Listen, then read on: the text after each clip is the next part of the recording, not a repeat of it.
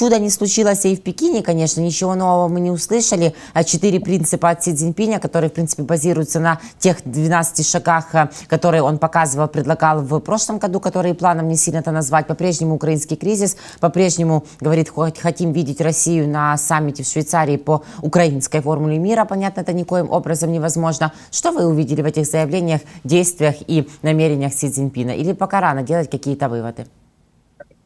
Да нет, ничего нового, и выводы делать не рано, выводы делать можно было давно. Си Цзиньпинь, он сторонник, знаете, есть же 3 как бы линии, да, в мировой политике.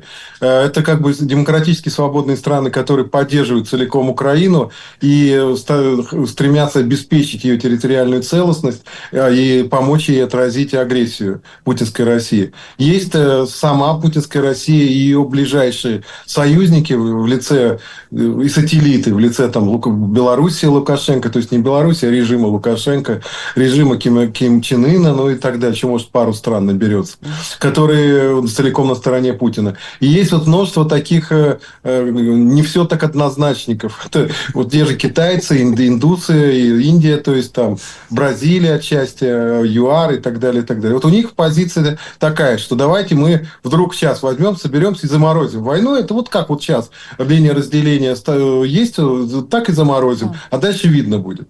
Но, как мы знаем, самое интересное, это выгодная была бы позиция для Путина. Он бы мог действительно получить какую-то передышку, или он бы мог получить какую-то... Украина все равно не пойдет на такие условия. И Путин мог тут начать разоряться, что он за мир, а Украина не хочет прекращения войны. Но самое интересное, что эта вот позиция, которая выгодна Путину, она Путиным самим не поддерживается. Путин не собирается замораживать войну, он, наоборот, собирается ее как можно сильнее эскалировать. Он собирается идти в наступление. Да? Знаете, Мальбрук в поход собрался. И по всем данным и украинской разведки, и по информации из западных стран, следует ожидать попытки какого-то такого... Все ресурсы будут мобилизованы России, и она попытается сейчас как-то перейти в наступление, попытки как-то переломить ход войны. Так что все эти призывы Си Цзиньпиня, они абсолютно повисают в воздухе. Они ни Украине не интересны, ни России. Поэтому все это абсолютно бесполезно, и все эти дипломатические переговоры не более как, чем какие-то ритуальные танцы политиков друг вокруг друга. Не все так однозначненько, это просто прекрасно. Возьму на вооружение. Я тут только недавно перестала вас цитировать, Игорь Веленович, касательно Бен Ладенко.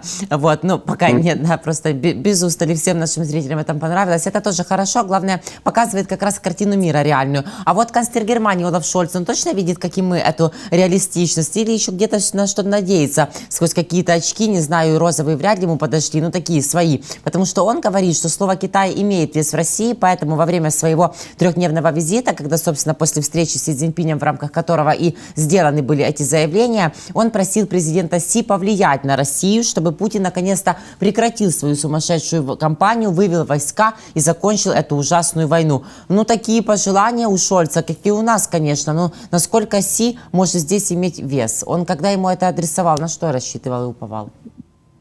Нет, у Си вес имеет огромный, потому что фактически без сотрудничества с Китаем путинская Россия уже в экономическом плане бы просто давно утонула.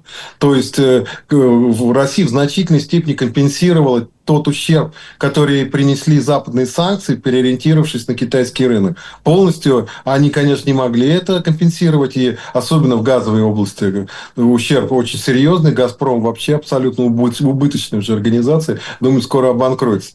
Вот. Но в нефтяной, например, сфере Китай в значительной степени перенял вместе с Индией потоки. И, конечно, Путин сильно очень зависит от Си Цзиньпиня, и Си Цзиньпинь – это человек, с которым, я думаю, который в мире имеет наибольшее влияние на Путина. И поэтому, естественно, Шольц в значительной степени поэтому и переговоры ведет с китайцами для того, чтобы попытаться Си Цзиньпиня уговорить как-то повлиять на Путина. Но здесь момент следующий. Си Цзиньпинь не хочет ругаться с Путиным, он может ему что-то там рекомендовать, но я думаю, что он жесткие ультиматумы какие-то ставить Путину не будет, потому что Путин ему все-таки выгоден. Выгоден в 2 ипостасях. Как такая дойная корова, то есть Россия давно уже превратила в дойную корову Китая, в поставщик дешевых ресурсов, природных ресурсов российских для китайской экономики. Это первая ипостась. А вторая ипостась – это Путин теперь инфант террибль, ужасный ребенок мира. Да? И на этом фоне Китай в лице для западных стран становится чуть ли не привлекательным. Если бы не Путин, то давление, которое сейчас оказывается на путинскую Россию, в значительной степени было бы на Китай. Потому что Китай есть за что давить. Да?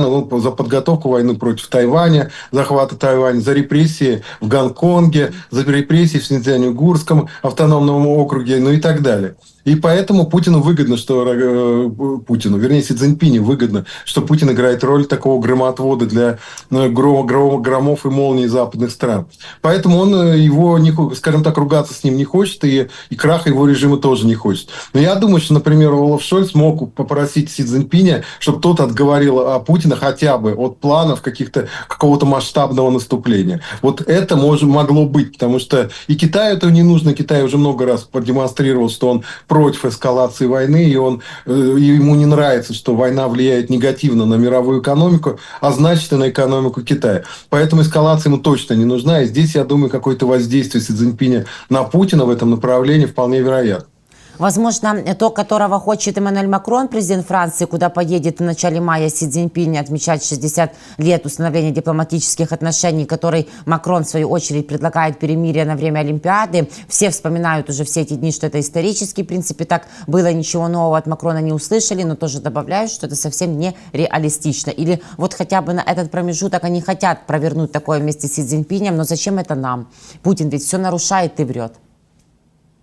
Нет, понятно, что Макрон тоже участвует в этих европейских усилиях, как-то обуздание Путина. Какой в этом действительно смысл для Украины и вообще для мира? И смысл все-таки, наверное, есть какой-то. Чтобы удержать Путина, чтобы эти страны удержали Путина от каких-то совершенно безумных каких-то шагов против Украины, да? Каких-то попыток там очередного крупномасштабного наступления, там, которое, конечно, провалится, но унесет кучу жизней. Или от каких-нибудь применения какого-нибудь там нового оружия там, и так далее, и так далее. То есть, тактического ядерного, например, оружия.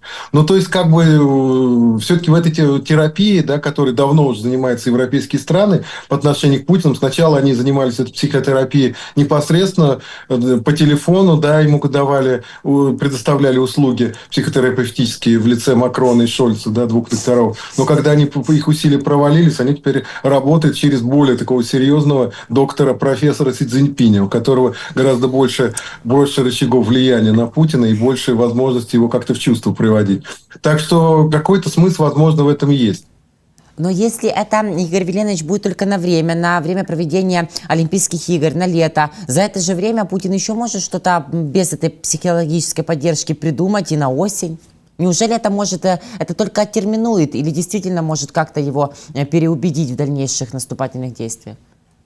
Как я уже говорил, если бы Китай занял жесткую позицию, это было бы сильно от Путина сдержало.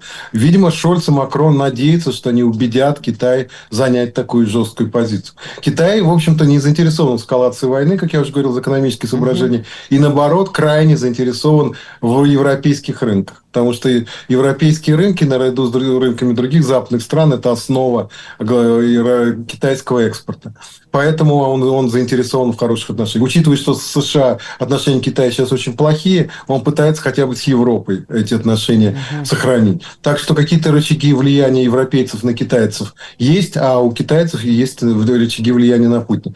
Выйдет ли что-то из этого, не выйдет, я не знаю. И самого, конечно же, никакого, конечно, перемирия во время Олимпиады не будет. Это точно. Это просто 100%. Это Путину не нужно. Потом Путин вообще очень безумно зол, что российских спортсменов не пустили на эту Олимпиаду. Все-таки спорт для Путина и для вообще российской пропаганды огромную роль играет. И тут даже не тот случай, который был раньше, когда на прошлой Олимпиаде, когда россияне шли под олимпийским флагом и потом все равно участвовали, потом им все равно считали российские СМИ медали, сколько они завоевывали, все равно докладывали о том, что наши спортсмены круче всех. Теперь такого не будет. И те спортсмены, которые будут участвовать российские, они не только будут без флага, они вообще не будут ни в коей мере представлять Россию. От них уже российские власти, российские спортивные федерации, наоборот, отказываются. То есть, по сути, это первый будет случай, когда ни де юре, ни де факто российских спортсменов, российской сборной сборной